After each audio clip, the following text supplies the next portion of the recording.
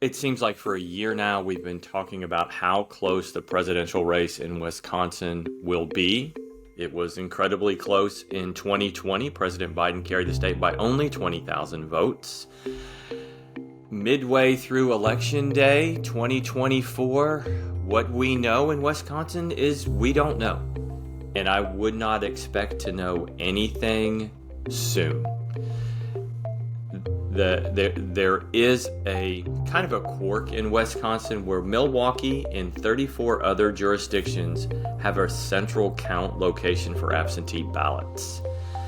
That means all of those ballots in those spots are going to be counted collectively and added to unofficial voting totals after the election day in-person votes.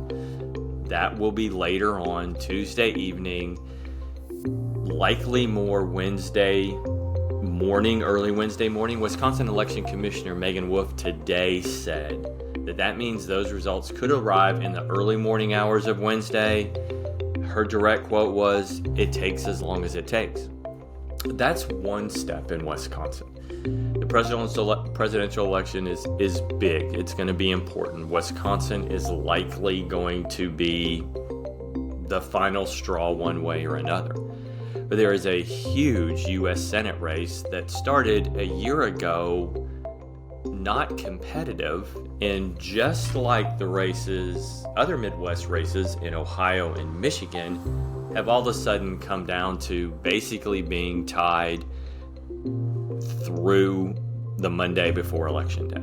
Most of the polls throughout Wisconsin show Democratic Senator Tammy Baldwin and Republican challenger Eric Hobby almost dead even, or at least within the margin of error of any poll.